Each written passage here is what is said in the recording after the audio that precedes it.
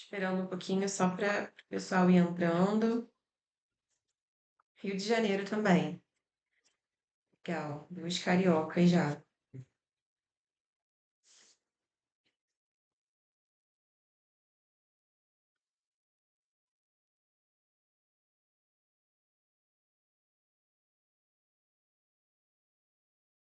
Legal, gente. Já estão com algumas dúvidas aqui. A Denise sobre os anexos. A gente vai falar um pouquinho sobre os anexos.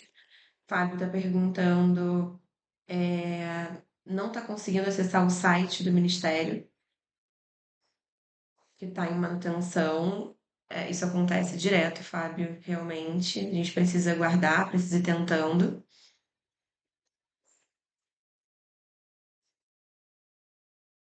E uma outra pergunta aqui da Denise, do anexo. Qual anexo para dar entrada no processo para bisneto e trineto? Depende, Denise. Depende de se você é bisneta direta ou se você vai entrar junto com o ascendente anterior. Se você entrar junto com o ascendente anterior, é, o anexo vai ser o anexo 3. Agora, se você for uma bisneta direta, você vai entrar com o anexo 1. E o trineto é sempre o anexo 3. Cecília entrou também. Bom dia, Cecília. A dúvida da Cecília é a seguinte: minha dúvida, minha mãe é filha de espanhol.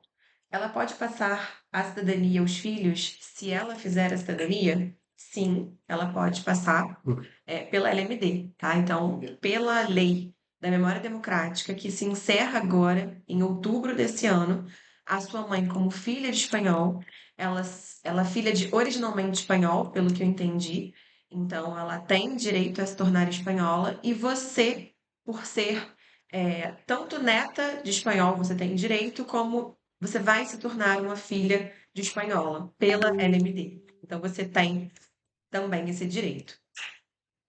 A gente só vai precisar analisar qual é a melhor estratégia para o caso de vocês, tá, Cecília? Porque, por exemplo, se a sua mãe é filha de originalmente espanhol, dependendo do seu consulado, faça sentido a gente fazer pela recuperação e depois você pela LMD. Então, a gente vai precisar analisar melhor como os seus avós se tornaram espanhóis. Larissa Gonzalez está falando que já mandou e-mail para gente sobre o serviço Faça Você Mesmo e ainda não teve retorno. Larissa, eu vou pedir para minha equipe dar uma olhada e já entrar em contato com você hoje, tá? Larissa Gonzalez. Se você puder deixar o seu e-mail aqui, Larissa, vai ajudar, por favor.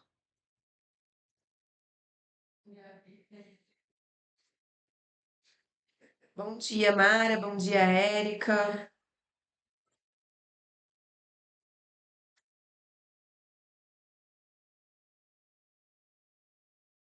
Gente, então, vamos começar? Eu separei aqui algumas dúvidas que vocês tiveram de maneira geral para conversar um pouquinho com vocês. Estou feliz de estar fazendo essa segunda live aqui hoje. E a primeira dúvida, que eu percebi que é uma dúvida que muitas pessoas têm, é se o bisneto direto e se o trineto tem direito à nacionalidade, tá? Então aqui eu já respondi, acho que foi a Denise, sobre os anexos, mas eu queria explicar um pouco melhor sobre essa questão da viabilidade, que eu percebo que é uma dúvida de muitos de vocês. O bisneto direto, ele tem direito. O que que é um bisneto direto, né, que a gente chama? O bisneto direto é quando todos os ascendentes intermediários dele ou estão falecidos e não podem fazer o processo, ou são vivos, mas, enfim, não querem fazer o processo, tá? Então, assim, são dois casos diferentes. O bisneto direto, em que todos os ascendentes já são falecidos, ele tem direito e ele não vai ter nenhum questionamento por parte do agente consular que vai receber esse pedido. E por que que ele tem direito? Por que que esse bisneto direto tem direito? Por causa do artigo 17 do Código Civil, que diz que todo filho de espanhol, ele originalmente espanhol, ele é um espanhol de origem. Então, na realidade, o bisneto direto, ele Caso tenha um ascendente espanhol masculino, isso só vale para quem tem um ascendente espanhol masculino, ele tem direito porque ele vira um neto, por causa do artigo 17 do Código Civil, tá? Então, por isso que o bisneto direto, ele entra pelo anexo 1. O trineto, ele já o bisneto, que é direto também, mas porque um ascendente intermediário não pode fazer o processo, não quer fazer o processo, por outro motivo, mas não, ele não está falecido, ele está vivo, ele também tem direito, mas pode ser objeto do agente consular porque esse ascendente anterior não entrou não iniciou o processo junto com ele, tá? Então, os dois têm direito, a diferença é que o agente consular pode questionar em caso de pessoas vivas na família e, ao contrário do bisneto direto, que tem os descendentes falecidos. Agora, o trineto. O trineto, ele só tem direito caso um ascendente anterior, né, o parente anterior dele, esteja vivo. Então, para o trineto ter direito, e não só o trineto, tá, gente? Até o tataraneto, né? O quinto neto, todo mundo pode ter direito se o ascendente anterior entrou e iniciou esse pedido também, tá? Então, por exemplo, eu sou trineto, eu tenho direito? Depende. Se o seu pai ou sua mãe, né, seu ascendente anterior, que é da origem do espanhol, iniciar esse processo junto com você, sim, você tem direito. Assim como o tetraneto, tá? Então, enfim, você precisa sempre analisar a geração anterior. Ela vai entrar junto com você? Vai. Então, essa pessoa tem direito também. O sol tá, continua entrando aqui. E aí, uma dúvida aqui do Ale Gaba foi justamente a dúvida que eu ia entrar agora. Foi justamente a dúvida que eu ia entrar agora, que essa dúvida. Eu preciso desse. Obrigada. Que é sobre a questão do sobrenome, né? Ela fala assim. Outra dúvida sobre a neta, no caso a minha mãe, já não ter o sobrenome de espanhol. Não tem problema nenhum o descendente do espanhol não ter o nome, o sobrenome desse espanhol, tá, gente? Então, assim, não se preocupem, já tinha falado sobre isso na live anterior, é uma dúvida super comum e não tem o menor problema. Vocês não precisam ter sobrenome espanhol para ter direito à nacionalidade espanhola. E assim como o contrário, tem muita gente que tem o sobrenome espanhol, mas isso por si só não garante a cidadania espanhola. Você precisa, enfim, da base probatória, que é a acta de nascimento do espanhol, tá? Então, não tem problema. E aí, gente, eu também queria falar, aproveitando sobre essa questão, né, da dúvida aqui do Alê, sobre sobrenome, eu queria falar sobre uma questão que, assim, é muito comum que as pessoas fiquem com dúvida sobre a questão de retificação, mudança de nome, tá? É, Então, assim, são dois pontos que eu queria falar aqui. O primeiro, em relação à retificação judicial, não dá tempo de vocês esperarem uma retificação judicial ser concluída para aí sim começarem a fazer o processo, começarem a agendar a cita, começarem a solicitar as certidões, e protocolarem o processo de vocês. Não dá tempo. Por quê? Porque a retificação, ela é um processo, uma ação judicial, e como toda ação judicial, leva um tempo até ser finalizada. Então, assim, o prazo médio é muito relativo, depende muito de onde você vai entrar, do juiz que vai pegar o seu caso. Mas, em média, a gente percebe, pela nossa experiência, que o prazo aí é de 6 meses a 1 ano e meio. Então, não tem como a gente aguardar uma retificação ficar pronta para aí sim vocês começarem a fazer o protocolo de vocês. Então, independente disso, independente se vai precisar ou não retificar, o que eu indico é sigam com os passos, com as emissões de certidões, com as apostilas de AIA, com o agendamento da cita, e em paralelo façam a retificação, a ação de retificação judicial, se for necessário para o caso de vocês, tá?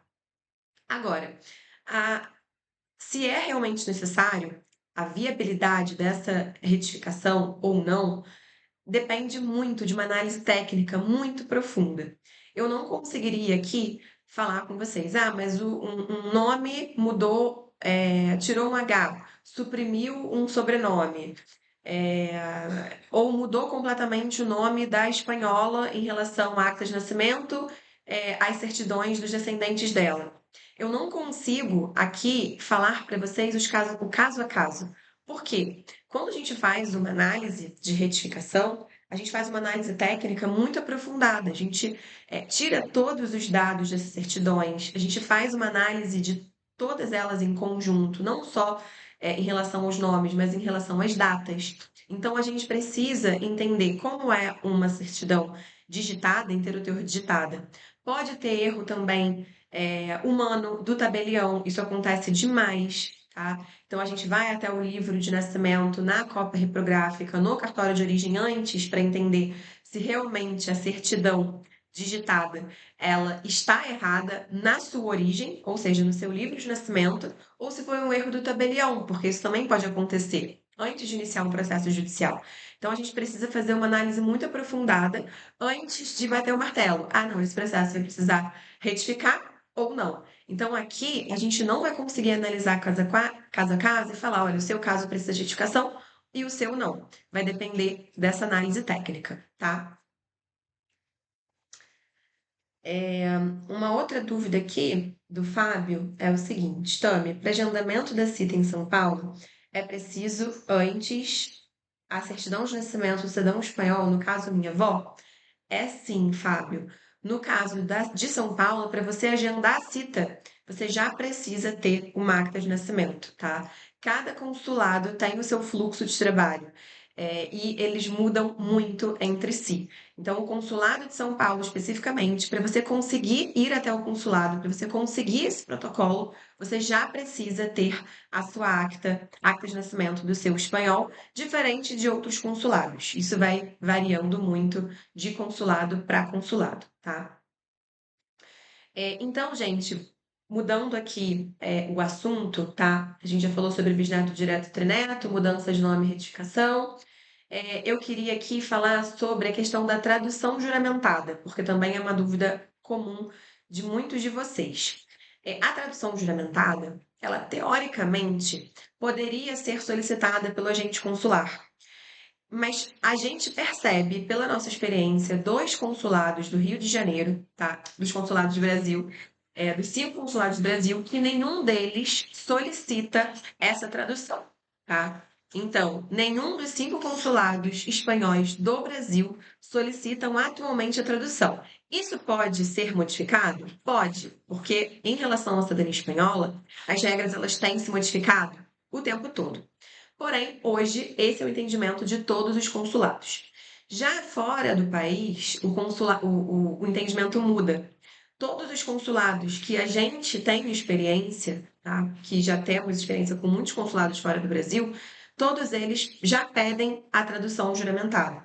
Então, depende muito se você vai iniciar o seu processo, se a sua jurisdição é no consulado brasileiro ou se a sua jurisdição é no consulado fora do país, no exterior, tá? Nesse caso, se você estiver no exterior, se você for iniciar o seu processo no exterior, eu indico que você faça a tradução juramentada. E nesse caso também, até os anexos são diferentes, existem muitas particularidades que divergem entre consulados brasileiros e consulados espanhóis fora do país, tá? Outra dúvida, gente, que eu separei aqui, que eu percebi que era uma dúvida de muitos de vocês, era em relação aos dias da cita. Se vocês podem ir juntos com familiares. Então, vamos lá. Vocês podem ir juntos com familiares, sim, desde que, isso é muito importante, tá, gente? Desde que o ascendente anterior, ou seja, o ascendente da geração anterior, o mais próximo do espanhol, ele faça a cita primeiro. Ele pode ir junto com você no mesmo dia, mas o protocolo dele precisa ser primeiro. Eu vou dar um exemplo prático aqui. Vamos supor que eu seja trineta e a minha mãe vai solicitar a nacionalidade e a minha avó também vai solicitar a nacionalidade espanhola. A gente pode ir juntas no mesmo dia no consulado? Sim, a gente pode ir, a gente pode agendar a cita juntas.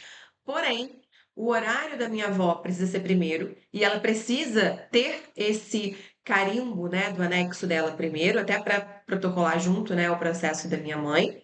E a mesma coisa eu preciso ir depois que a minha mãe protocole esse processo. Então, primeiro a minha avó, depois a minha mãe e em seguida eu. Já se são três pessoas do mesmo grau de parentesco, por exemplo, eu e meu irmão, a gente pode protocolar juntos, não tem problema, tá? Então, vocês sempre precisam se atentar se vocês estão indo junto com as pessoas da mesma família, se essas pessoas são da mesmo grau que vocês, da linhagem, ou não. Se for uma geração anterior, essa pessoa da geração anterior, o pai ou sua mãe, vai precisar protocolar esse processo antes, solicitar, caso eles não, caso a gente consular esqueça ou não dê esse carimbo, né, de protocolo para você, porque você vai usar para o processo seguinte, né? No caso, para o requerente, depois desse pai e dessa mãe ter protocolado. E mais uma dúvida aqui, gente, acta de nascimento. Isso daí acho que foi a acta de nascimento, acho que foram as maiores dúvidas, assim. E tem muita gente falando sobre caso concreto com a gente aqui, mandando mensagem, perguntando sobre o caso concreto. Ah, mas também eu já solicitei no Cian, o Cian tá um pouco diferente, aí eu não consegui, tá difícil. Eu solicitei no MJ e não tô conseguindo. Gente, o que que eu vou indicar para vocês, tá?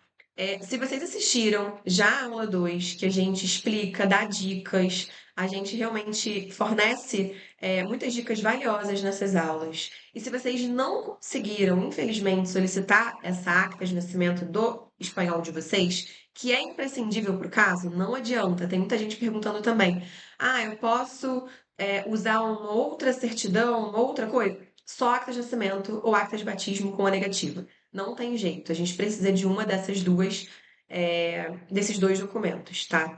Então, voltando, né? Ah, mas eu já tentei isso, o que que eu faço agora? Eu não consigo, a gente infelizmente não consegue, sem se deparar, se debruçar mesmo pelo caso, fazer uma pesquisa, iniciar de verdade essa pesquisa, isso leva tempo, isso realmente leva dedicação. A gente tem um time focado aqui na empresa, inclusive eles estão aqui hoje trabalhando, né? Parte deles está aqui trabalhando hoje aqui no escritório. Então, assim, a gente precisa que eles se debrucem sobre esse caso para que realmente consigam ajudar se vocês não conseguiram com as dicas que a gente já passou na aula 2. Existem muitas outras formas de pesquisar, mas não tem como a gente ajudar vocês nesse caso concreto, se vocês não conseguiram com essa aula 2, porque aí a pesquisa ela fica mais aprofundada. A gente precisa se debruçar sobre ela e realmente gastar horas em cima disso para conseguir, para que seja viável localizar essa acta de nascimento que foi perdida há tempos. E muitas vezes também, o que a gente vai precisar fazer caso, por exemplo, vocês já saibam o município, já tenham uma acta e não consigam, uma acta antiga e não estejam conseguindo emitir pelo MJ. Isso tem acontecido bastante, porque o MJ, sim, está muito sobrecarregado. Eu não indico que vocês fiquem só aguardando o MJ, porque pode chegar outubro e vocês não terem acesso a essa acta. É muito arriscado. Então, o que eu indico para vocês nesse momento, se vocês não conseguiram essa acta ainda, é realmente contratar alguém, alguém especializado que tenha buscadores diretamente na Espanha para que faça solicitação diretamente por lá. Então, a essa altura do campeonato, a gente não pode simplesmente aguardar o MJ de olhos fechados sem saber quando eles vão retornar e se eles vão retornar a tempo. É muito arriscado, tá? Eu não indico para vocês, eu indicava lá atrás, no início da lei, que a gente tinha tempo para esperar, né? Em 2022, 2023, até 2024 ainda dava para esperar, agora não dá mais para esperar, né? Então, se você, enfim, não tem essa acta de nascimento ainda dá tempo. Porém, você não pode esperar o MJ. Você precisa realmente contratar uma equipe especializada para fazer essa pesquisa de forma mais rápida, mais direcionada e, inclusive, contratar um buscador quando chegar esse momento de contratar um buscador na Espanha e solicitar diretamente ou na diocese ou na prefeitura, no julgado de paz, enfim, aonde essa acta tem origem, tá? Deixa eu ver aqui a pergunta, mais uma pergunta de vocês. Aqui, tem uma pergunta de acta, vou pegar aqui, dando do gancho no que a gente falou agora. Recebi a acta de nascimento da minha bisavó por e-mail do cartório da Espanha. Eu posso apenas imprimir para colocar no processo ou preciso solicitar que venha por correio? A Mara Cirilo pergunta. Essa foi uma ótima pergunta, porque complementa o que eu estava falando agora. E é o seguinte, Mara, depende, tá? Se essa acta veio com um código de barra, embaixo dela, isso quer dizer que ela é uma acta digital. Se ela for uma acta digital, sim, basta você imprimir e juntar no seu processo. Agora, se ela é uma acta física, ou seja, se ela não tem esse código de barras, significa que ela é uma acta física. Nesse caso, você precisa colocar a acta original. E aí, tem muita gente também que perguntou: poxa, mas eu já tive uma experiência de enfim, algum amigo que foi até o consulado de São Paulo, né? Dei aqui o exemplo de São Paulo, porque realmente aconteceu isso com o consulado de São Paulo. E eles devolveram as actas originais. O agente consular levei a acta original e eles devolveram a acta original, só pegaram a cópia. Isso pode acontecer? Isso pode acontecer, mas depende muito do agente consular. Tem agente consular que obrigatoriamente exige a acta original. Então, como a gente está numa lei que tem um prazo de pouquíssimos meses até a finalização, a gente não pode correr riscos. Então, a gente precisa ser conservadora e entender, poxa, como o processo não pode dar errado? Se eu pegar um agente consular que exige uma acta original, o que eu faço se eu só tiver a cópia? Você não tem que fazer nada. Então, é muito arriscado você só levar a cópia. Então, nesse caso, se for uma acta física, eu indico muito que você leve a via original. E aí, também já dando outra dica, cada requerente precisa levar a sua via original. Teve muita dúvida, até porque a cidadania italiana é um pouco diferente, né? Em relação à pasta. Cada família tem que montar uma pasta ou cada requerente precisa montar uma pasta? O consulado espanhol exige que cada requerente monte uma pasta. Então, muitas vezes, vocês vão precisar solicitar 3, 4, 5, 6 vias de uma mesma certidão. E, e realmente, gente, precisa fazer isso. Vocês não podem solicitar uma certidão brasileira e tirar cópia autenticada das outras. Todas as certidões precisam ser originais. E aí, então, aqui eu separei uma outra dúvida que eu também vou falar agora, porque eu acho que tem tudo a ver com o que a gente está falando, que é sobre a validade das certidões. Tem muita gente que pergunta isso e depende, tá? Em relação ao consulado espanhol, depende do tipo do processo que você vai entrar. Eu vou dar aqui um exemplo, mas eu não posso dar o exemplo de todos os casos, porque são casos específicos enfim, não tem como falar sobre todos aqui. Mas eu vou dar um exemplo. Se a gente entrar, por exemplo, com menor de idade pelo Código Civil, ou com maior de idade de um filho, né, de um originalmente espanhol, pela recuperação, num consulado de São Paulo, por exemplo, a gente precisa que essa acta seja emitida há menos 6 meses.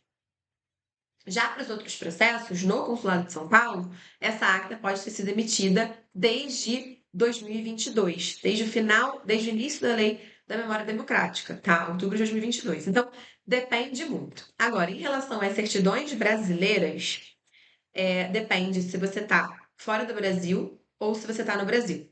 Se você está no Brasil, se você tem a validade de até um ano, é muito tranquilo que eles aceitem. Porém, em muitos sites, inclusive, eles exigem a solicitação de 6 meses anterior ao protocolo do processo. Mas a gente tem percebido que eles estão muito flexíveis em relação a isso. Por quê? Está tudo um caos hoje em relação aos consulados, né? Vamos ser honestos aqui e transparentes. Existe muita demanda, tirando aí o consulado de Salvador, que é mais tranquilo, o consulado de Brasília também, que é mais tranquilo, tem menos demanda. Os demais, né, estão recebendo muitos processos, eles não estão acostumados com isso. Os consulados espanhóis, eles não têm essa demanda normalmente, como são os consulados, por exemplo, na Itália, os consulados portugueses. Então, eles não estão acostumados com essa altíssima demanda, né? Então, o fato é que eles estão sim abrindo flexibilizações e a gente percebe que os consulados espanhóis eles são mais flexíveis do que muitos outros que a gente já têm experiência. Porém, devido a essa alta demanda, a gente percebe que eles estão começando a ser menos flexíveis e cada vez menos flexíveis, tá? Então, a dica que eu dou para vocês é: se vocês puderem levar certidões emitidas a 6 meses, é o ideal. Se não, com 1 ano. Se for há mais tempo, isso é brasileira, tá? Se for há mais tempo, certidões brasileiras que a gente está falando aqui agora, eu indico que vocês solicitem novas vias, tá? Ah, mas eu conheço uma pessoa que iniciou com certidões de território ditado em 2019 e deu certo. Sempre vai ter essas exceções, tá, gente? Sempre vai ter um agente consular que é mais fácil de lidar, mais tranquilo, vai deixar. Mas, assim, de uma forma geral, eu não indico que vocês levem certidões muito antigas. E por que que a gente fala isso? Por que que eles têm razão até em relação a isso, tá? Explicando um pouquinho da parte técnica. Quando você solicita uma certidão de nascimento, por exemplo, interditada, você tem averbações, todas as averbações, se a pessoa casou, se a pessoa se separou, você tem ali naquela certidão. Então, se a pessoa leva uma certidão mais antiga, como é que o consulado vai saber se teve alguma atualização no estado civil dessa pessoa? Ele não tem como saber. Então, como ele vai saber que ele vai exigir mais documentos para aquela pessoa? Não tem como ele saber. Ele vai precisar acreditar na palavra daquela pessoa. Então, é, ele precisa, né? Ele entende, os agentes consulares, os cônsules, eles acreditam que é mais fácil, né? E realmente, você acreditar num documento do que da palavra de uma pessoa. Até porque a gente sabe, né, que podem existir aí divergências. Então, muitos agentes consulares atuam nesse sentido e solicitam, sim, certidões mais atualizadas. Em relação a fora do país, eles são mais criteriosos com isso, ainda mais criteriosos com isso. Por quê? Porque eles ainda precisam entender se a pessoa que está solicitando tá legal. Eles não vão iniciar um processo de uma pessoa que não tem uma autorização de residência naquele país. Então, a gente tem aqui até alguns casos de clientes, né? E a gente precisa também colocar uma autorização de residência, mostrar se ele está com visto, se ele já está com título de residência, porque, como é que ele está morando naquele país, né? Qual enfim, né? Sob qual legislação ele está morando, residindo de forma indeterminada, enfim, de forma habitual naquele país. Então, a gente precisa também enviar isso. Então, eles são mais ainda exigentes em relação a essa validade das certidões, tá? É o que a gente tem percebido.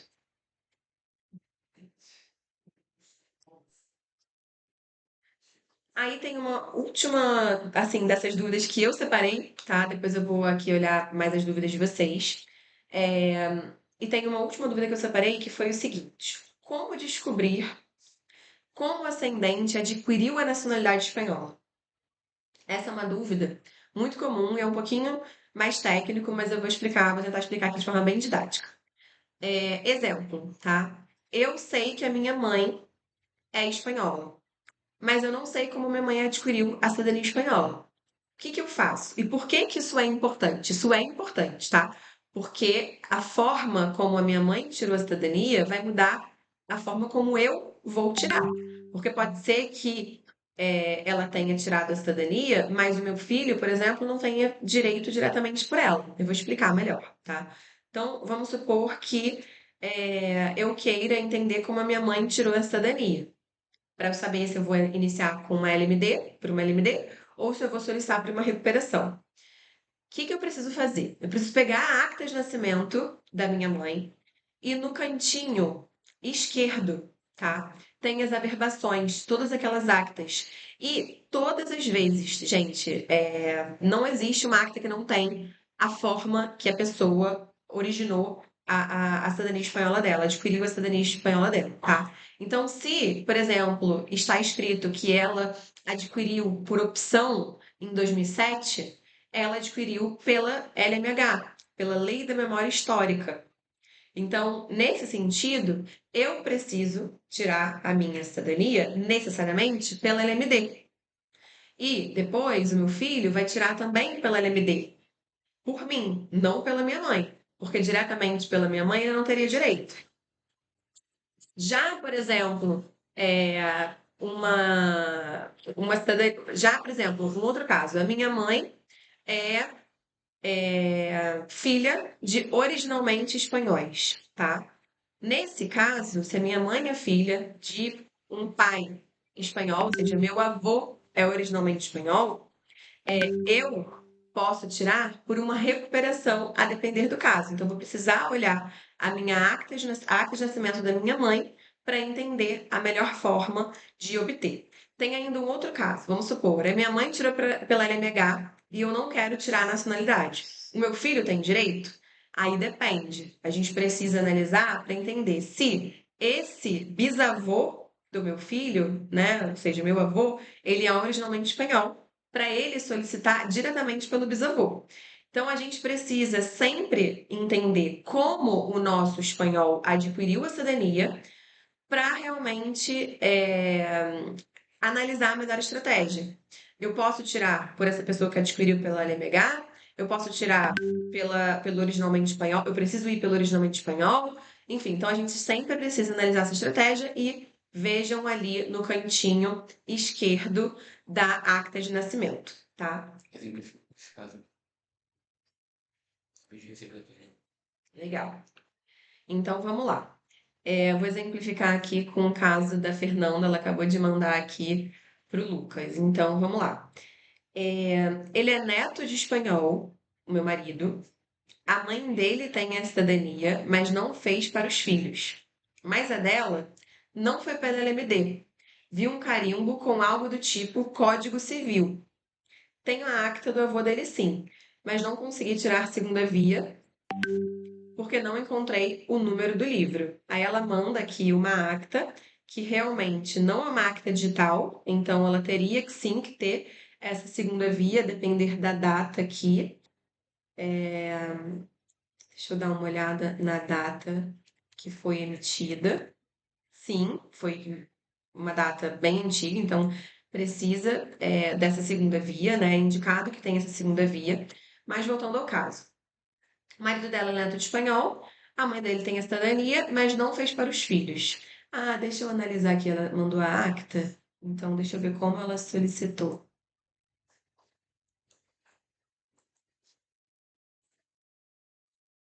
Legal.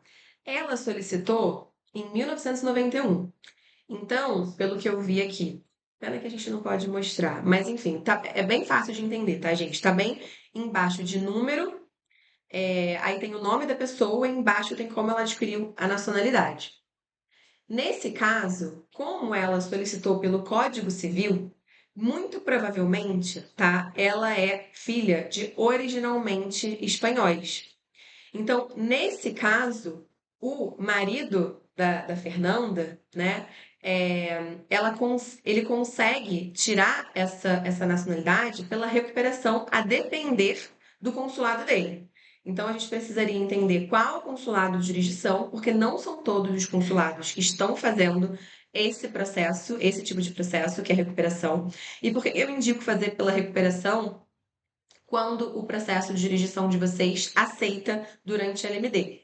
Porque é mais rápido, tá? Então, assim, o Consulado de São Paulo, por exemplo, que tem feito a recuperação, ele alega que é muito mais rápido fazer pela uma recuperação do que por uma LMD. Então, nesse caso, a gente faria a nacionalidade pelo Código Civil também, né? Pela recuperação, e ele teria direito de forma mais célere a essa nacionalidade, tá? Vamos com a apresentação. De volta, pai. Tá, legal. Gente, agora, antes de responder aqui as dúvidas finais de vocês, a gente separou aqui a nossa apresentação da Você Europeu, da nossa empresa. Eu tenho percebido que muitos de vocês têm dúvidas relacionadas, ao aspecto prático do processo, às etapas do processo. E nessa apresentação, acho que tudo vai ficar mais claro. Então, a gente resolveu aqui fazer essa apresentação para vocês, porque eu acho que vai tirar muitas dúvidas de vocês, tá? Então eu vou compartilhar aqui agora a apresentação. Como é que eu mudo aqui para os outros? Já tá certo. Mas como é que eu passo? Adiante.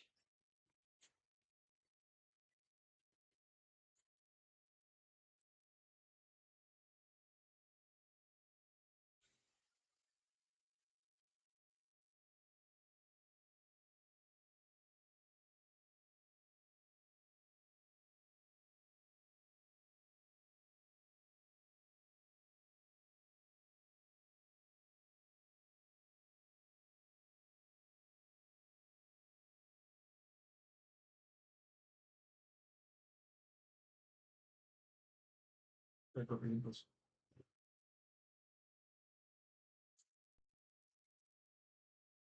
Maravilha, gente. Então, vamos lá.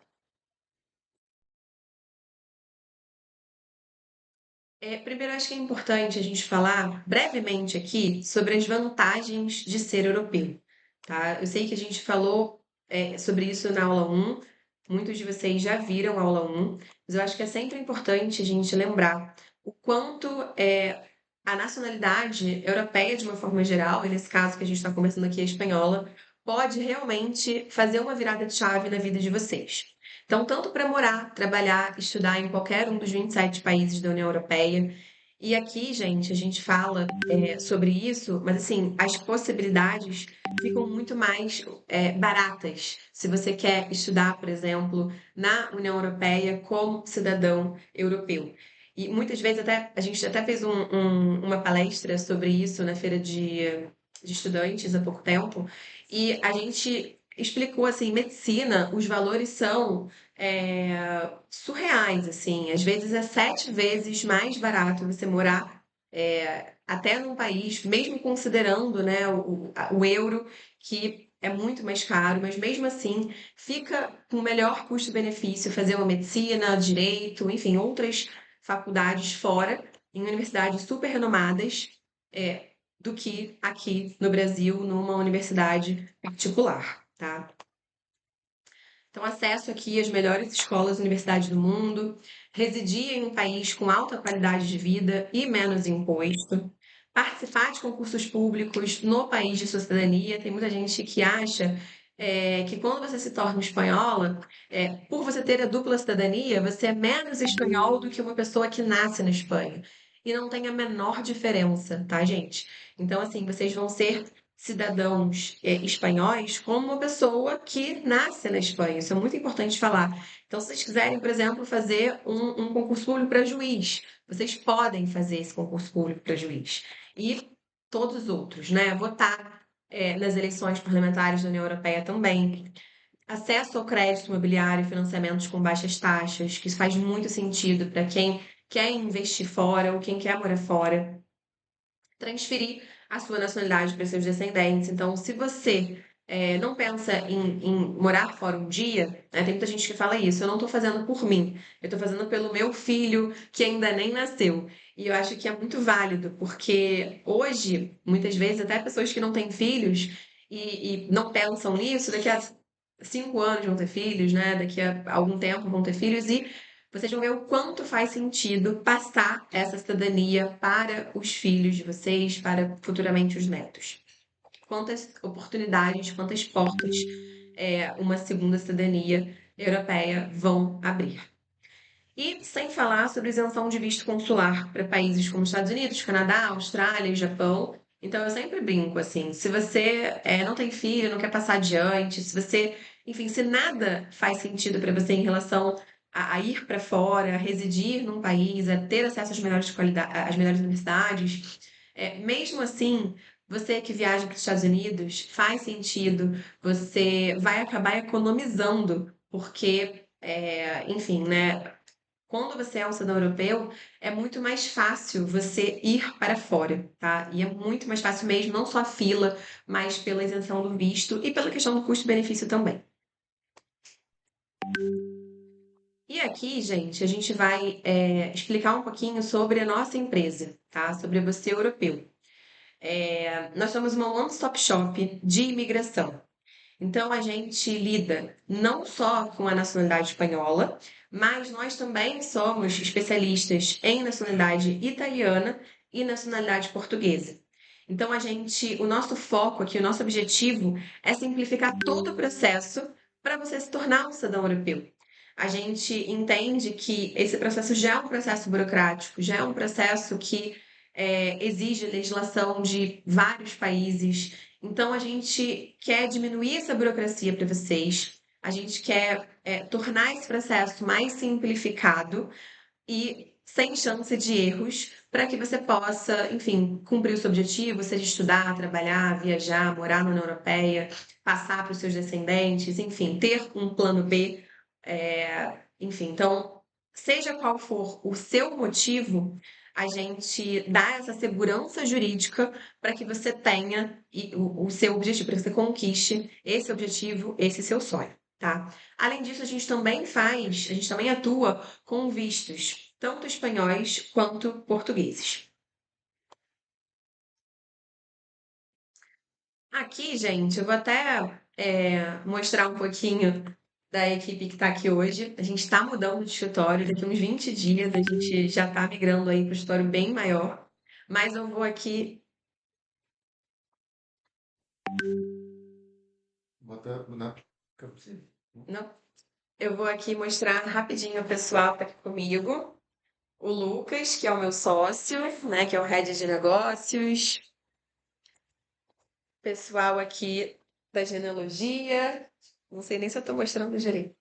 Time do jurídico.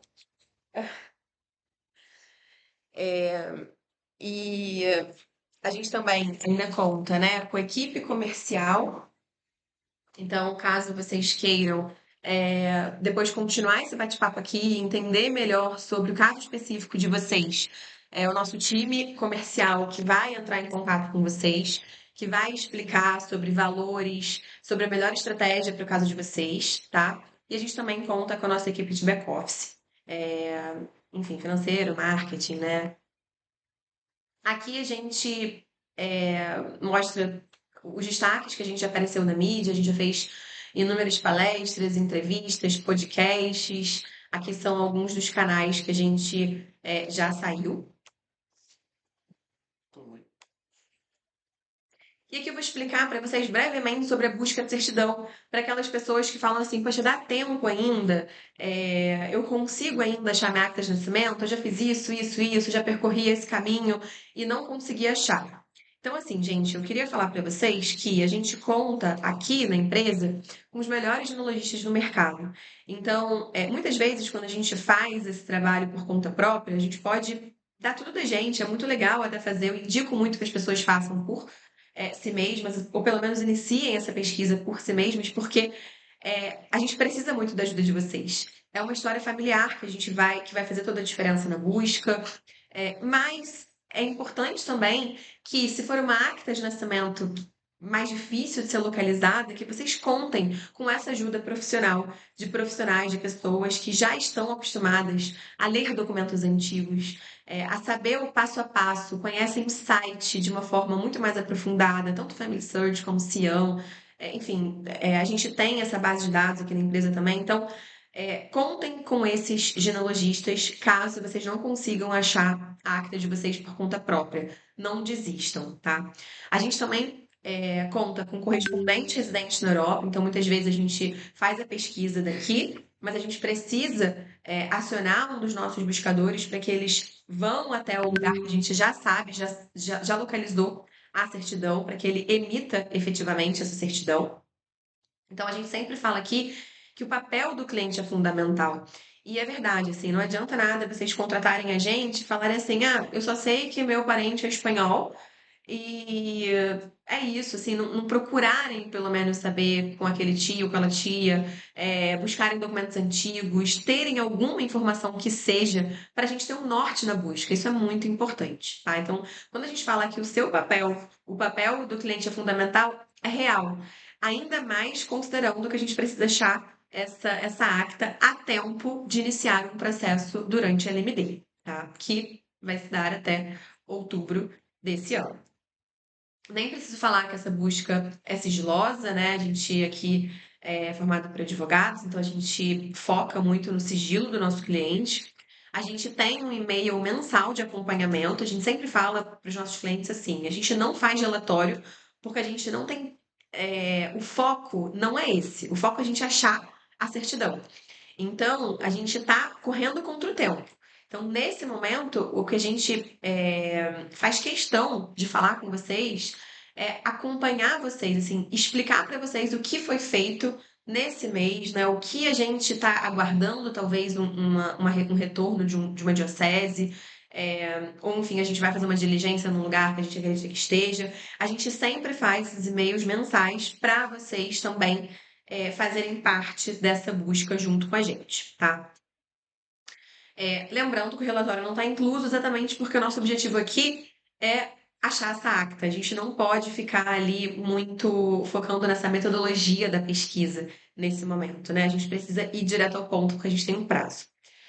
O tempo médio, ele é cerca de 6 meses. E isso, gente, é importante falar aqui porque a gente tem um encerramento de lei. Então, a gente não pode realmente garantir que até outubro a gente vai conseguir achar essa acta, porque não é fácil. Essa busca, ela não é uma busca simples. Porém, o que eu posso falar para vocês é que a gente vai se dedicar ao máximo para conseguir encontrar essa acta a tempo, tá?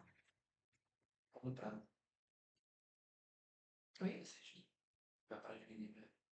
Ah, é. Uma boa aqui que o Lucas me lembrou é que a gente, como a gente falou isso desde o início, né, que a gente soltou as aulas para vocês, em relação à busca, que a gente chama a busca mais complexa aqui da empresa, né, que é uma busca que vocês só sabem que o parente de vocês era espanhol, sem nenhuma outra informação, que ele veio de alguma província X ou município Y da Espanha, a gente vai encerrar essa venda amanhã, né?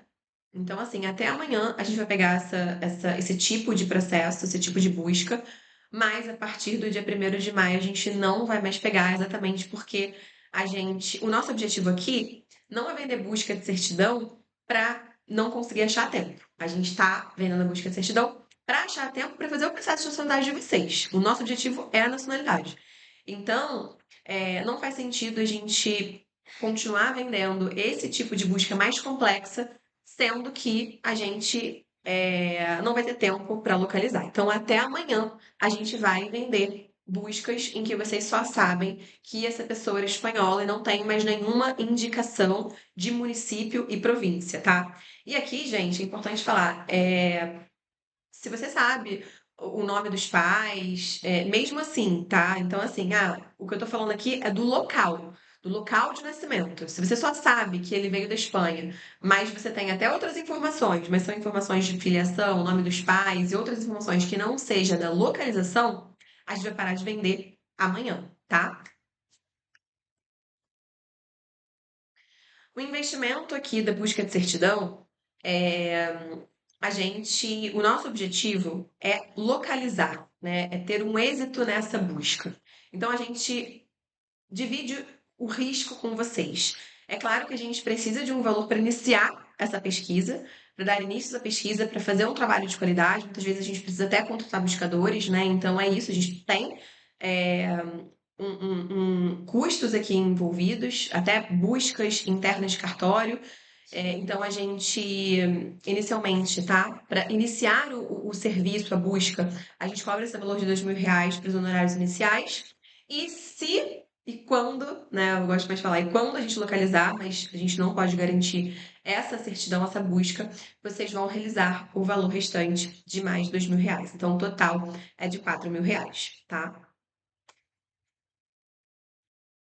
E aqui, gente, agora a gente vai falar um pouco sobre as etapas do processo, porque eu percebo que é uma dúvida muito grande de vocês, assim, acho que vocês não entendem ainda muito bem quando que vocês têm que agendar a cita, quando que é a hora de fazer formulário, e quando que vai fazer a certidão e análise técnica. Então, assim, eu vou agora explicar essas etapas, tá? Então, quando vocês entram em contato com o nosso time comercial, eles já vão fazer esse kickoff do processo, porque a gente está correndo contra o tempo. Então, eles já vão analisar a viabilidade de vocês, já vão explicar qual é o tipo do processo, como a gente vai fazer essa estratégia, se você é bisneto, se é trineto, se você vai entrar pela recuperação, se você vai entrar pelo Código Civil, pelo LMD, enfim, a gente já faz essa análise de viabilidade. e já passa esse contato, né, para o time do jurídico. O time do jurídico, que inclusive eu tô nesse grupo, tá? Então, caso vocês venham a contratar os nossos serviços, eu vou estar nesses grupos.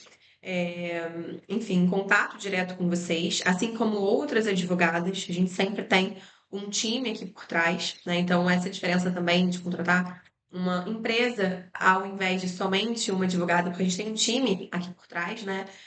Cada um tem a sua função, a gente tem pessoas que revisam, então temos advogadas nesse time que vão ter esse contato, vão dar esse suporte de atendimento direto para vocês, caso vocês contratem o processo como um todo, né? Não faça você mesmo, faça você mesmo um pouco diferente.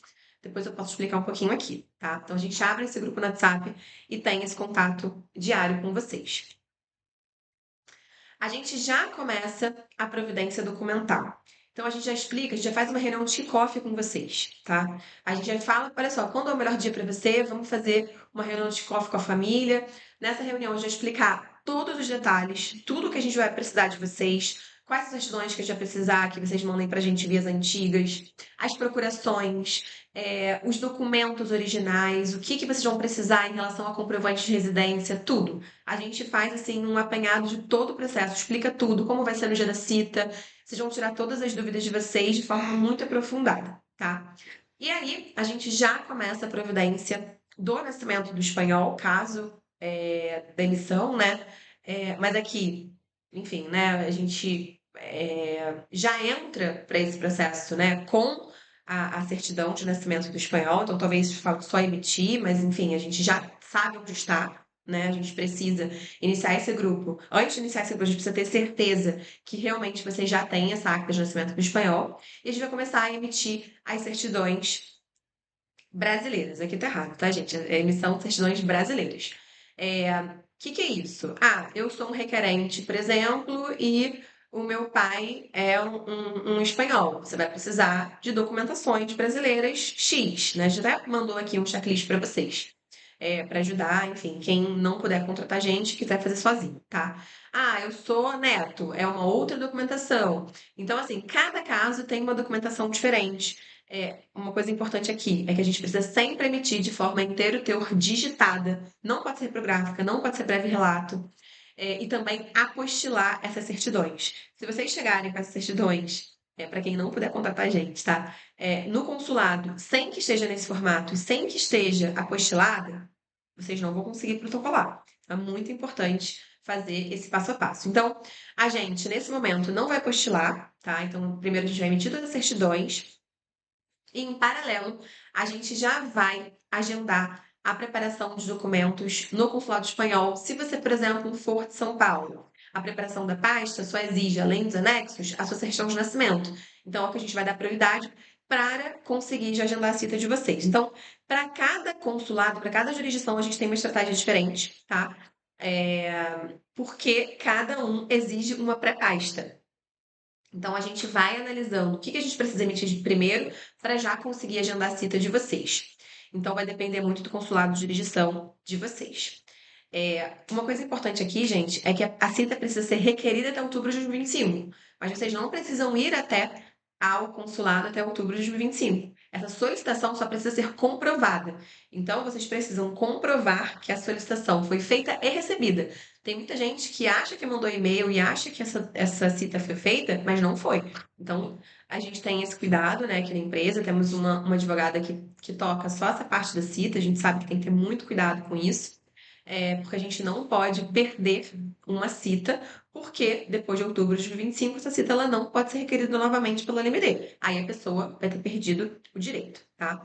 Então, a gente faz essa parte da cita em paralelo à emissão e depois a gente já analisa de forma técnica. Quando chega no escritório todas as documentações, a gente não vai fazendo análise técnica de uma certidão por uma certidão. Então, o que a gente já fala no kickoff é o seguinte, gente, mandem todas as fotos de certidões que a gente vai precisar e a gente sempre manda um checklist para cada cliente, tá?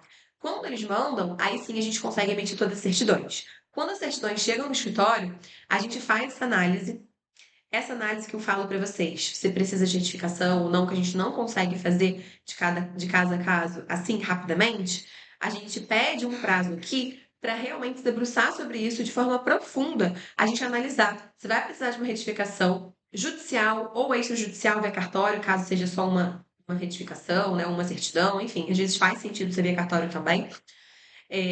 Dependendo, né, depender da quantidade de certidões a serem retificadas, porque numa retificação judicial a gente consegue retificar várias certidões juntas, no cartório não. Então a gente vai analisar isso também e vai explicar para vocês, tá? Caso não precise retificar nada, esteja tudo redondo, a gente já segue para a apostila de AIA. Aqui na empresa a gente tem uma parceria com o cartório.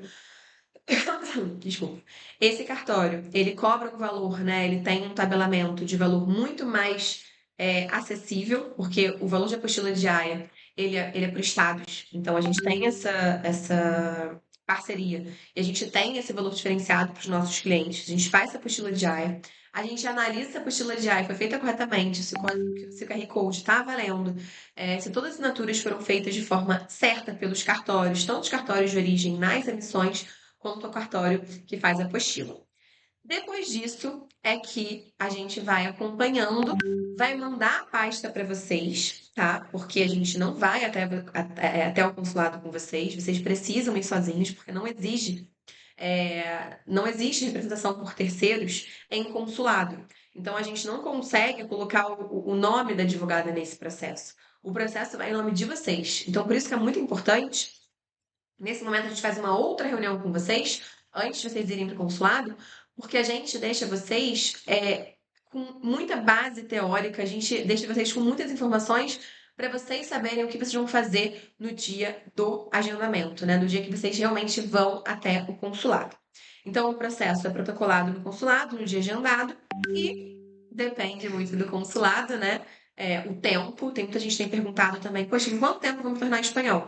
E o que eu falo é o seguinte, gente, vamos agora focar em conseguir protocolar esses processos, né? E depois a gente entende mais essa questão de prazo, até porque eu acho que os prazos vão mudar muito. Agora, o prazo hoje tem sido um prazo muito extenso, tá? Um prazo, por exemplo, no consulado de São Paulo tem sido um prazo muito extenso, sim. Mas o que importa é fazer o processo, protocolar o processo e um dia, com calma, você vai se tornar um espanhol. Aí depende. Salvador e Brasília, pode ser 1 ano hoje, mas pode aumentar, pode diminuir. São Paulo, pode ser 2 anos e meio, 3 anos, enfim, então pode diminuir. Então, assim, não se importem muito, que eu sempre falo para os meus clientes, assim, não fiquem ansiosos em quando vocês vão se tornar espanhóis. Fiquem atentos, nesse momento, a fazer o processo bem feito, a contratar uma equipe que vocês confiem, para que nada dê errado. Esse é o principal nesse momento, tendo em vista que a gente tem um encerramento de lei em poucos meses, tá? Aqui eu deixo todas as embaixadas e consulados da Espanha no Brasil, que podem, que são possíveis, o protocolo. Tem muita gente que pergunta também, não, mas eu sei que tem em Minas uma embaixada e tal. Existem outros setores consulares, espanhóis, tá? Mas esses 5, Salvador, Brasília, São Paulo, Rio de Janeiro e Porto Alegre, são os únicos consulados que recebem os protocolos, tá, gente? E também as citas. Então, vocês não podem ir para outros consulados, outras seções consulares. São só esses consulados. E aí vai depender muito de onde você mora, tá? Mas isso aqui a gente também analisa para vocês. E aqui, gente, a gente vai falar um pouquinho, rapidinho aqui sobre os investimentos do processo. Aqui não é o faça você mesmo, processo integral, que é o que eu falei aqui para vocês, que tem acesso ao WhatsApp, tem o acesso não só ao WhatsApp diretamente com as advogadas, até o protocolo, mas durante todo o processo, até você efetivamente se tornar espanhol, tá? Então, essa é a diferença, uma das diferenças do faça você mesmo. Então, o valor de LMD, né? E aqui a gente inclui, eu botei LMD, mas inclui todos os processos que a gente inicia durante a LMD, tá? Então, seja uma recuperação, seja um Código Civil, todos os processos que a gente inicia durante a LMD, os honorários, né? O valor dos honorários é de R$ 6.500, tá? Esse valor, ele pode ser parcelado, ele tem algumas condições especiais, mas isso vocês vão conseguir analisar o caso de vocês juntamente com o meu time comercial. Então, caso vocês tenham interesse, não deixem de entrar em contato com o meu time, que eles vão passar uma proposta de investimento mais direcionada para o caso de vocês, tá? Pode falar, fala o que não tem. Não tem incluído. Do quê? Do fato de... Cheio de- Ah, tá. O Lucas me lembrou aqui que é uma dúvida também muito comum, tá? É realmente importante lembrar. O valor de 6.500, gente, é em relação ao valor dos honorários, é o valor da nossa equipe, da nossa empresa aqui para fazer todo esse serviço, tá? Em relação aos valores de custas, isso aqui não está incluído. Então a gente vai passar diretamente para vocês, os valores de custas de apostila diária, tá? Então, com a apostila diária, por exemplo, vocês recebem um e-mail do nosso cartório, a gente avisa vocês, olha, vocês vão receber um e-mail do cartório parceiro e explicando quanto vocês vão precisar pagar em relação às apostilas, tá? Eu vou colocar aqui que é a média de R$ 70 por certidão. Então, se você, por exemplo, tem um processo que você precisa de 5 certidões, você vai precisar pagar o valor de 5 vezes 70 em relação à apostila diária. Já o valor das emissões, eles variam muito. As emissões e certidões em teor ditado, né? Vocês também vão realizar esse pagamento de custas também diretamente para o nosso cartório, o cartório de origem ou o cartório parceiro, tá?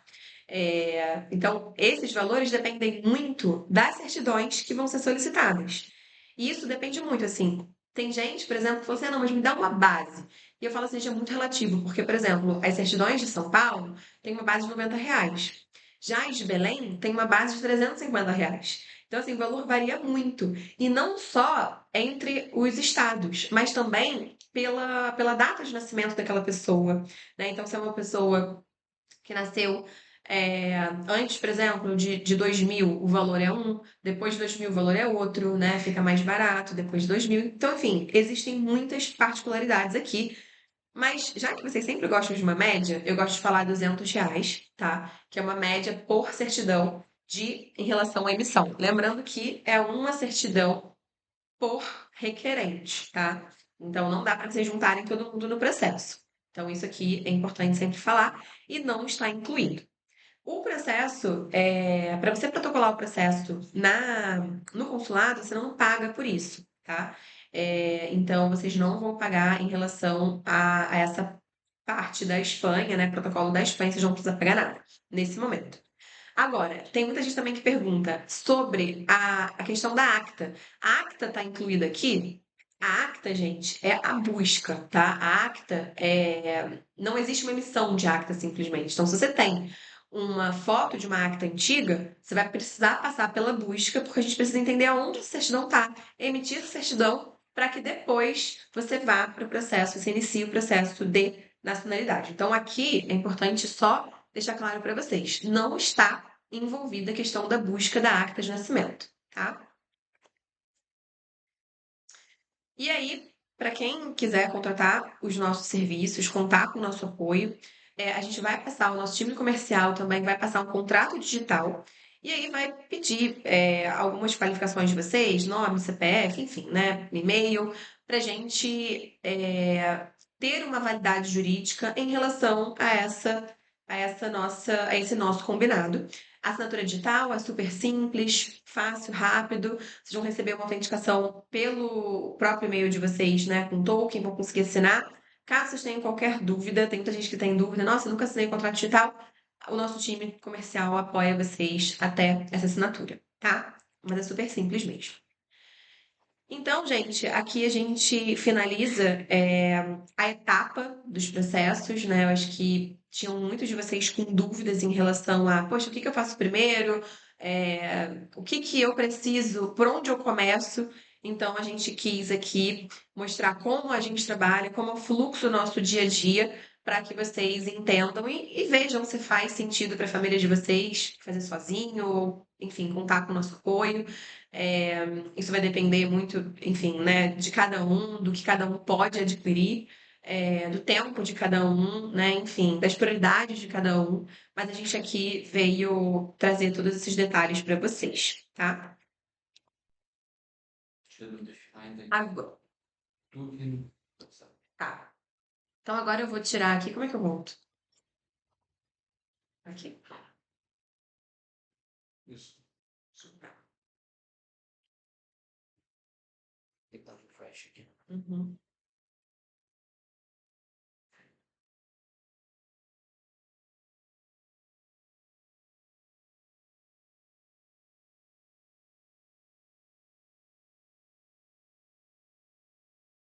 Então, gente, eu vou aqui agora responder umas dúvidas de vocês, as dúvidas que ficaram pendentes.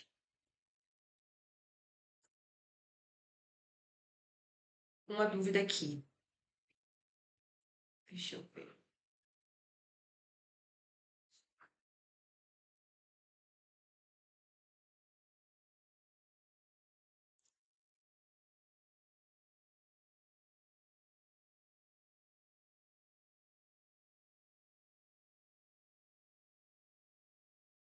Hum, o Rogério fala assim: dia 5 recebo meu passaporte brasileiro e somente com o número dele é que poderei solicitar a acta de nascimento da minha mãe espanhola. No caso, vou recebê-la mais adiante. Poderemos fechar o pacote de serviços quando receber a acta? Rogério, sim, a gente pode. É, mas eu só não entendi por que que você só vai receber a sua acta quando você tiver seu passaporte brasileiro. Porque geralmente não é assim. Eles até aceitam RG, enfim. Então, só verifique se realmente você precisa esperar o seu passaporte brasileiro chegar para você conseguir solicitar essa acta. Porque assim, a gente está correndo contra o tempo e pode ser que você não consiga a tempo ter essa acta, que essa acta chegue até você. Então eu não esperaria se fosse você. Eu acho que faz mais sentido assim, entender melhor se você realmente. Como é que você vai conseguir essa acta? Enfim, porque está demorando muito, tá? Até os órgãos responsáveis concederem, emitirem essa acta, mesmo que você tenha já essa acta antiga. Vamos pegar outra aqui. Sou bisneta, meu avô e pai já falecidos, ainda consigo entrar com cidadania? Sim, desde que seu bisavô, homem, seja o espanhol, tá? A gente falou sobre isso aqui. E para quem não tem nenhum laço sanguíneo espanhol, podem ter a cidadania espanhola? Sim, desde que você resida na Espanha por 2 anos, tá? E aí a gente também faz visto, se vocês tiverem, você tiver interesse, pode entrar em contato com a gente também, tá? Se quiser morar na Espanha, enfim, a gente vê, analisa a melhor forma para você.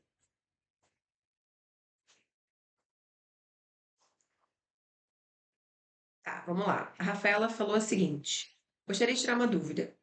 Para espanhol de origem, o filho nascido no Brasil do espanhol que veio da Espanha. Para dar entrada na cidadania que veio da Espanha, é na linhagem o tataravô do meu marido. Conseguiria dar entrada do meu marido, tataravô, o pai bisneto dele, a avó dele viva. Deixa eu ver se eu entendi. Eu acho que eu entendi. Vamos lá. Como diminuindo a geração por conta do pai, da avó ser o espanhol de origem. Deixa eu ver se eu entendi, Rafaela. O seu marido é o tataraneto do espanhol. Só que o pai dela, no caso o bisneto, e a avó, que é neta, estão vivas. Se foi isso que eu entendi, se tá certinho, ele tem direito sim, tá? Por quê? Porque todo mundo vai solicitar pela NMD. Então, a avó dele vai solicitar como neta, então ela tem direito, então ela vai solicitar como neta, o pai vai solicitar como bisneto, e eu acho que é trineta, né? Porque seu pai é bisneto, então e o seu marido como trineto, tá? Então tem direito sim, se foi isso que eu entendi. Vamos lá, deixa eu pegar aqui algumas dúvidas também do YouTube.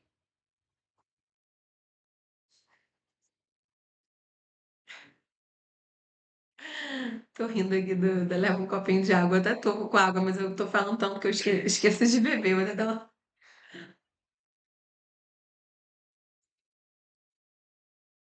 uma... Ficará gravado, sim, Neide, vai ficar gravado aqui, tá? Essa live no YouTube.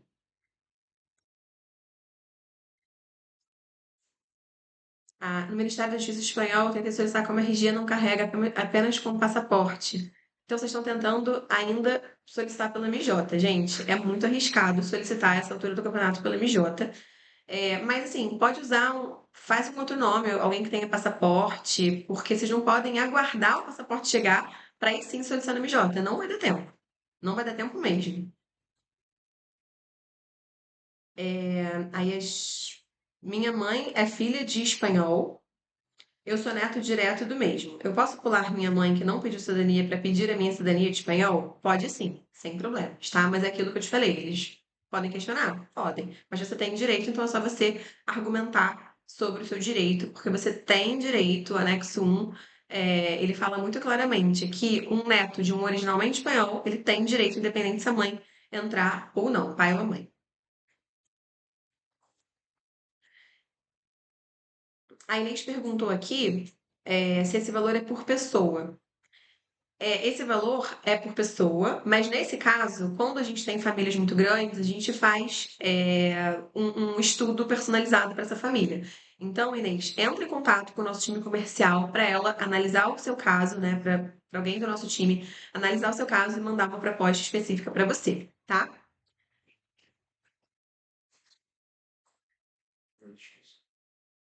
Bom dia, o Ricardo pergunta. Meu avô era espanhol. Posso solicitar no consulado de Salvador? Você pode solicitar sempre no consulado de sua jurisdição. Por quê? Porque eles vão solicitar um comprovante de residência atualizado. Então você não pode escolher um consulado que você acha melhor, tá?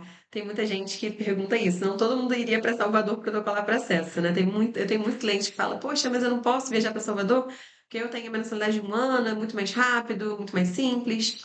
Infelizmente, não. Eles solicitam um comprovante de residência, então enfim, né? Você não vai conseguir iniciar o seu processo. Você não pode escolher o consulado. Realmente é o consulado da jurisdição. Bom dia, o Antônio pergunta. Sou bisneto de espanhola, mas não consigo achar os documentos dela em Múrcia, pois não tenho a data de nascimento dela. Como faço para tentar essas informações? Antônio, eu indico que você assista a nossa aula 2, tá? Ah, não sei. Não, não, o link tá na descrição. Fala do jeito. Ah, tá. A aula 2 já saiu do ar. Gosto de ouvir.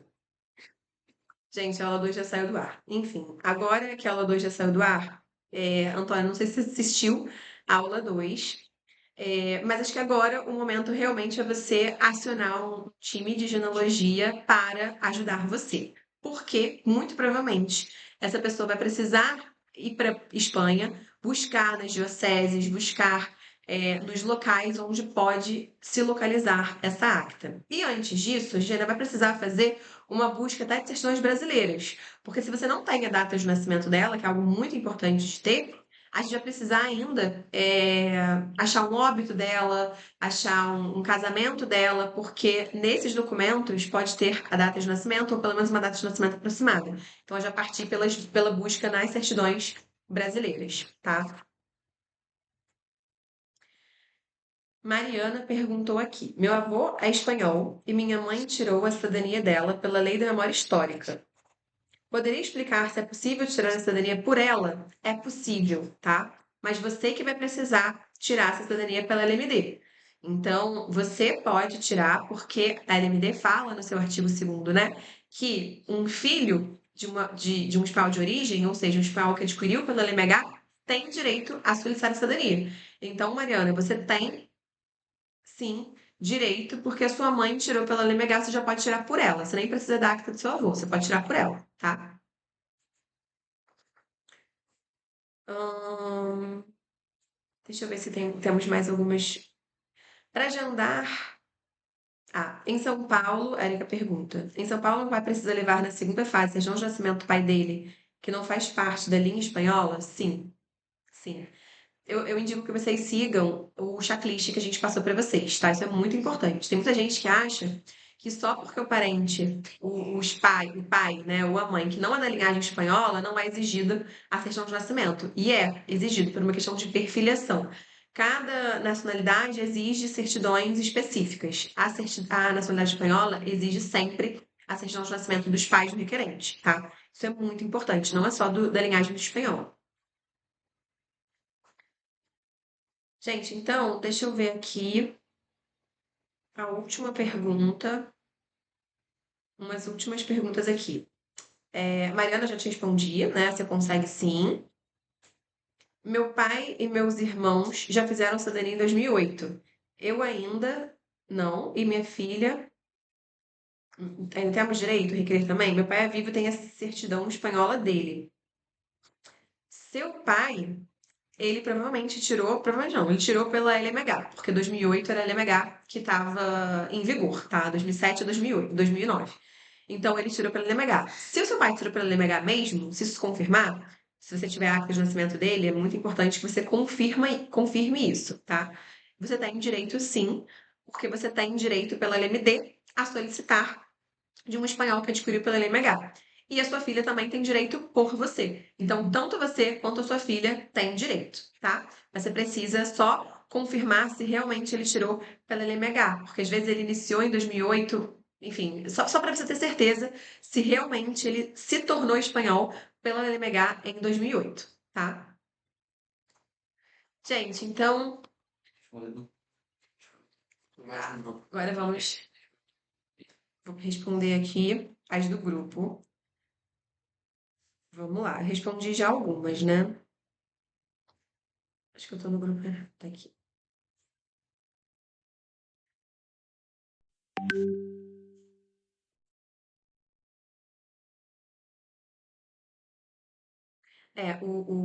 A Sueli fala, né, que a apostila está R$ 160. Depende muito do estado, né? Depende do estado que você vai fazer essa apostila. Hum, eu só sei a província, não tem informação da cidade que eles nasceram. O seu caso é um caso de busca de certidão, tá, Fabiana? Por quê? Porque dentro da província existem vários municípios. Então a gente precisa ainda localizar o município para aí sim conseguir enviar um buscador para esse município, porque a província ela é muito maior do que o município. Existem muitos lugares que podem estar, muitos estados, muitos municípios que podem estar. Então a gente precisa fazer uma pesquisa e depois levar um buscador até esse local que está a certidão de nascimento do seu espanhol. Ah, o que é apostila de Haia? Tá, vamos lá. O que é apostila de Haia? Eu vou explicar bem rapidinho, tá? É, existe um Tratado de Haia, que muitos países são signatários, entre eles Brasil e Espanha, que facilitam a validade internacional dos documentos entre esses dois países. Então, uma certidão que é emitida no Brasil, para ela ser válida fora do território brasileiro, ela precisa ter essa validade internacional. A apostila de Haia nada mais é do que essa validade internacional.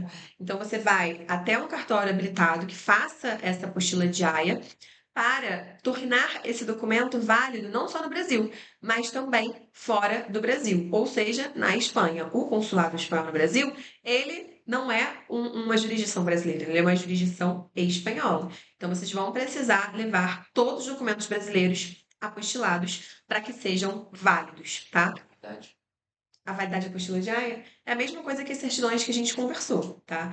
Então, assim, a emissão das certidões é que vocês precisam se preocupar. E dentro dela, a apostila diária é a mesma coisa, não difere nada, a apostila diária, tá? Preciso de passaporte brasileiro. Cidadania. Não, para tirar a cidadania, tá. É isso que eles estão perguntando aqui? Não precisa, tá, gente? Para tirar a cidadania, você não precisa de passaporte brasileiro. Você pode iniciar com o seu RG. Então, assim, eles exigem duas formas, o passaporte brasileiro ou o RG. Tem muitos clientes nossos que não têm passaporte, tudo bem. Eu acho que talvez vocês estejam se confundindo em relação ao MJ. Quando você solicita uma certidão pelo MJ, ele pede passaporte brasileiro.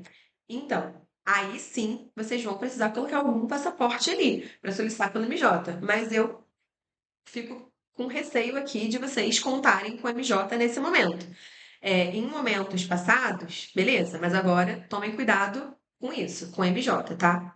Márcio perguntando sobre acta digital. Faz a impressão disso, pode ser papel especial.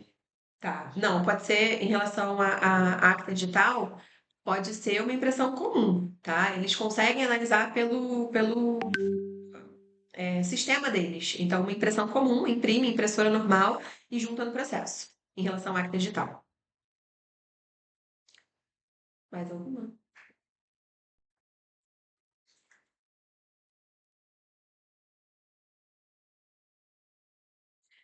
Karina está perguntando aqui. Fiz meu pedido em maio de 2024. Ainda não recebi e-mail para a segunda etapa. Caso receba e-mail relatando o pedido ser negado por erro simples de documentação, como funciona? Pois a lei encerra em breve. Aguardo. Olha, Karina, isso é delicado, porque assim, eu não vi o seu processo, tá? Depende muito do que faltou.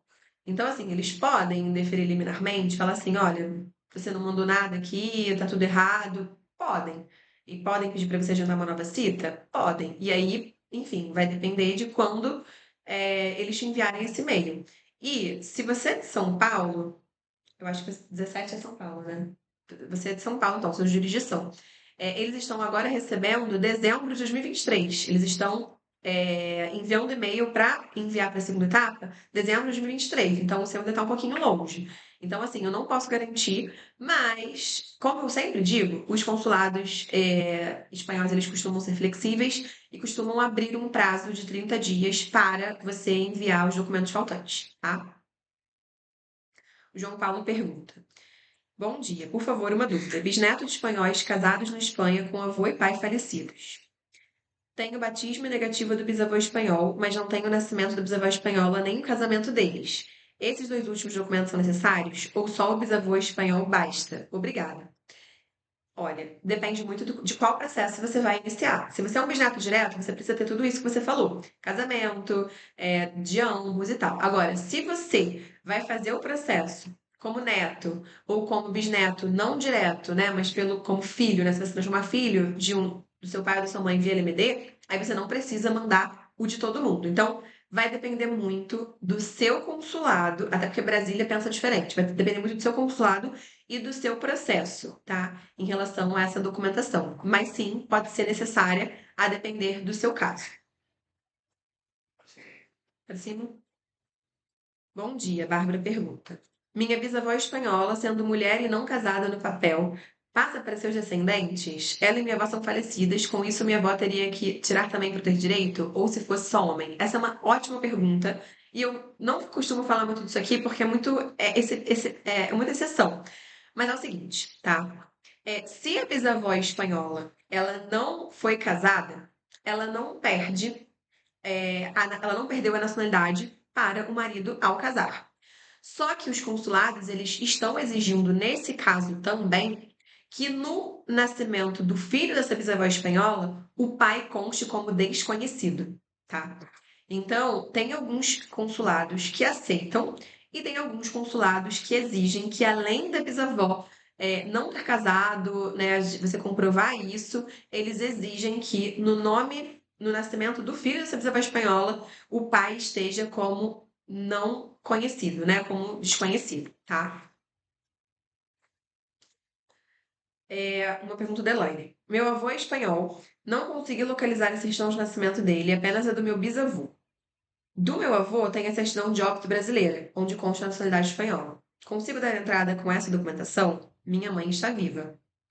Você vai precisar da certidão de nascimento do seu avô, tá? Independente se é brasileira ou se é espanhola, pode ser que a gente solicite. Se ele tiver também o registro civil brasileiro, você pode solicitar pelo seu bisavô, como espanhol, né? O seu bisavô te dá a nacionalidade, mas aí a gente, nesse caso, precisaria da certidão de nascimento brasileira do seu avô. De qualquer maneira, a gente precisa de alguma certidão de nascimento do seu avô, seja espanhola, seja brasileira, tá?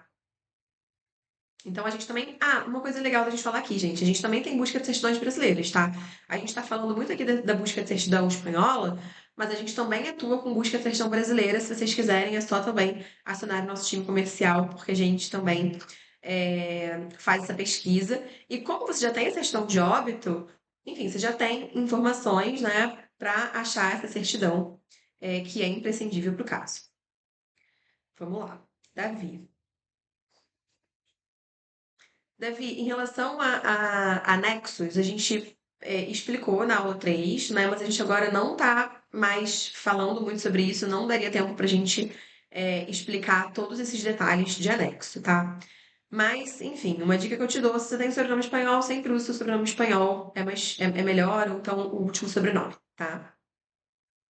Na dúvida, leva uma via em branco, porque se você errar, você preenche lá de novo.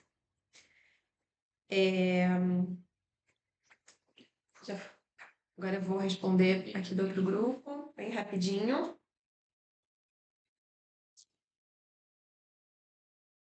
Você viu? Olha. Acho que eu vou pegar no outro grupo agora, né?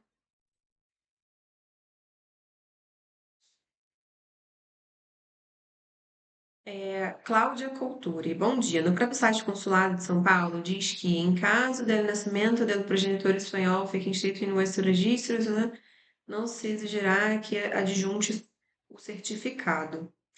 Tenho o certificado nacional espanhol da minha avó emitido pelo Consulado de São Paulo. Isso se sente ou preciso da ata de nascimento dela? Obrigada. Eu falei bastante sobre isso na live 1, é uma dúvida muito boa. O seguinte, tá? Teoricamente, todo consulado que fez a nacionalidade para aquela pessoa, né? Então, nesse caso, da sua avó, ele é que atribuiu a nacionalidade para sua avó, né? O consulado de São Paulo que atribuiu, ele deveria ter essa acta de nascimento em seu registro. Porém, o que eu sempre falo é o seguinte: os consulados estão na zona, sendo bem transparentes com vocês. O consulado de São Paulo, os agentes consulares são super rudes, muitas vezes. Então, assim, teoricamente, sim. Mas na prática, pode ser que você tenha uma surpresa. Então, se você puder emitir uma nova, eu indico. Se não, se você não conseguir, está muito difícil, realmente agenda logo a cita, faça essa solicitação, né? Enfim, e tenta com alguma outra via agendar a cita. Porque no própria solicitação, eles pedem a acta, né? Então, assim, é um pouco mais complicado quando é São Paulo. Se você tem uma via antiga e tal, você pode conseguir.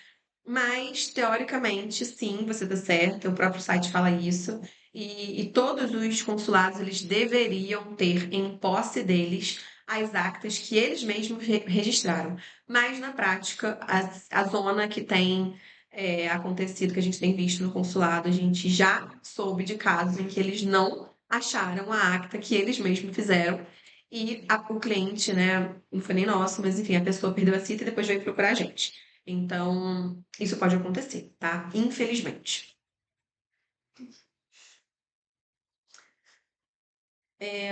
Bom dia, Alexandre. O meu seria para registro civil, pois sou filho de espanhol. Meus pais faleceram, mas foi pedida a certidão de nascimento da minha mãe e a certidão de casamento. Esses dois documentos têm que ser apostilados? Grato. Todos os documentos brasileiros precisam ser apostilados, tá, Alexandre? Então, sim, se são certidões brasileiras, precisam ser apostiladas. Silvana. Bom dia, Silvana. Na cita de nascimento do meu pai, expedida pelo mesmo consulado onde vou pleitear cidadania, o de São Paulo, consta a data de nascimento do meu avô, que é quem vai me transmitir a cidadania como sendo 1942.